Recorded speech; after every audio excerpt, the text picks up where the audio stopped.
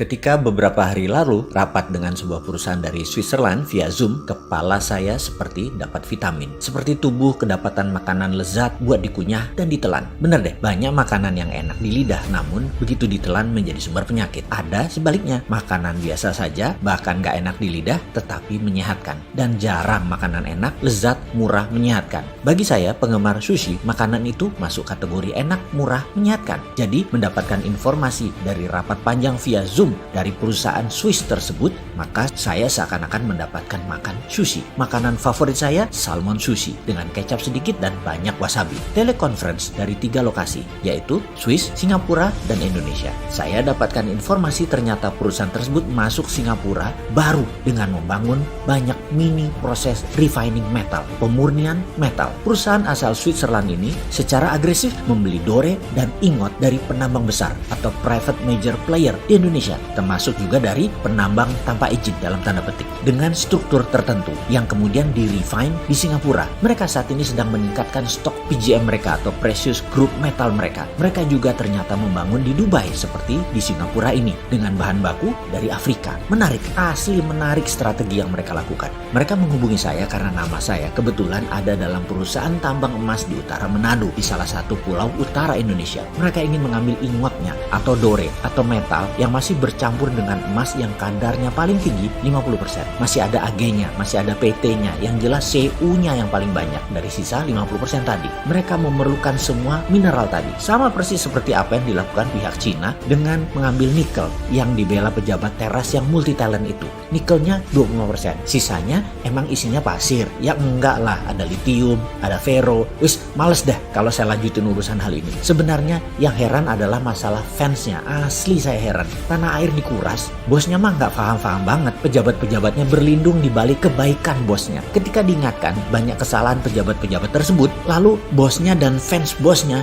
dipakai buat serangan balik. Dan mereka akhirnya sudah tahunan menikmati kedaulatan menjabat dilindungi oleh bosnya. Yang pastinya fulusnya mah mereka pribadi naiknya kenceng. Bosnya mah biasa-biasa aja. Sementara itu bosnya yang jujur, baik, sederhana, tapi tidak paham bisnis oligarki, yang menjalankan tugas hariannya seperti biasa saja. Jadi apa yang dikuras? Yaitu yang sisanya yang 75% di luar nikel. Kembali ke perusahaan Swiss tadi. Sama seperti kayak Tiongkok. Ambil ingot, ambil dore, tetapi yang dibayar hanya gold contentnya. Yang didiskon lagi karena belum disertifikasi alasannya. Juga belum di-refine atau dimurnikan. Semuanya bisnis itu sudah jalan tahunan. Hanya baru setahun ini mereka punya refiningnya sendiri di Singapura. Seperti biasa, begitu saya dapat peluang bicara, saya banyak tanya kepada mereka. Mau apa dengan PGM dan metal-metal lainnya yang mereka beliin ini? Apakah mau jadi juragan jual beli hard commodity? Mereka tertawa. Jah, dalam hati saya, gue diketawain. Yang singkatnya mereka menjawab, "Don't be so naive, brother. You must know what is our intention." Mereka mengatakan saya jangan naif-naif. Pasti mereka tahu niat mereka mengumpulkan mineral tadi. Kepala saya langsung teringat 200 tahun yang lalu ketika Swiss mengumpulkan banyak metal di dunia, di mana Swiss adalah satu-satunya negara yang memiliki Swiss Metal Bank, bank metal yang menyimpan benda-benda berharga. Semua ini menjadi dasar underlying terbitnya Swiss franc, mata uang Swiss. Jadi kali ini mereka mengumpulkan kembali, apakah dengan tujuan yang sama, membuat Swiss jadi safe haven currency. Banyak ngelamun saya dalam diskusi kemarin. Setiap beberapa kalimat dari mereka, saya langsung punya theater of mind, layar bioskop di kepala saya. Apa yang akan terjadi ke depan dengan strategi mereka ini? Pertama, saya geblek-geblekin yang jual material ke mereka. Jual tanah air dengan harga murah. Prinsip dagangnya begini, kalau mereka punya tambang, katakanlah tambang tembaga Freeport. Ingat ya, Freeport tambang tembaga, bukan tambang emas. Iya, tambangnya ada emasnya, tapi yang dipajakin kan koper, bukan gold. Gimana sih lu? Terus diambil 51% lagi perusahaan tambang tersebut. Ini di siapa lagi? Kalau mau ambil ya emasnya, yang dikirim ke Rio Tinto dan ke Jepang itu loh, yang di-refine di luar Indonesia, emasnya. Asli gue sebel kalau urusan beginian. Kapan balik modalnya beli Freeport? Sudahlah, males dilanjutin. Oke, prinsip dagang perusahaan tambang untuk memproses katakanlah batu bara. Ini angka dari langit loh ya. Ongkos tambangnya 50, dijual 80, untungnya 30. Ya sudah, begitu rumusnya. Papers nilai perusahaan paling top 2-3 kali lipat atau 200-300%.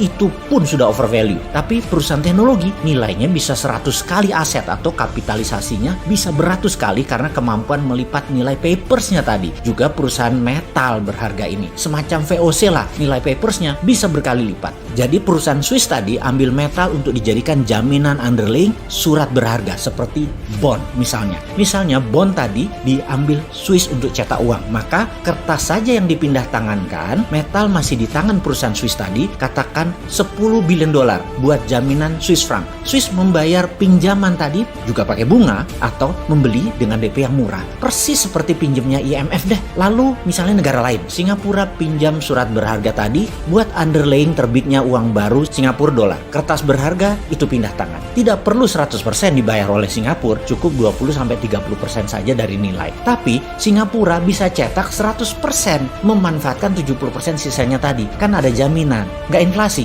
Ya enggak lah. Juga misalnya dinaran perlu emas, maka dinaran cukup bayar 20-30% surat berharga perusahaan Swiss tadi. Ya emasnya perusahaan Swiss ini, dan ketika diminta fisik, ya dia berikan emasnya nantinya. Tentunya harus bayar full. Tetapi selama rupiah Anda dipegang di rekening Anda di dinaran, ya emasnya dipegang perusahaan Swiss tadi. Ini asli pinter. Saya kok jadi terinspirasi ya. Kok negara kita pejabatnya nggak sepinter negara Swiss yang nggak punya laut, nggak punya sumber daya alam, bisa menjadi safe haven lagi. Oh iya, perusahaan Swiss tadi namanya Metalor.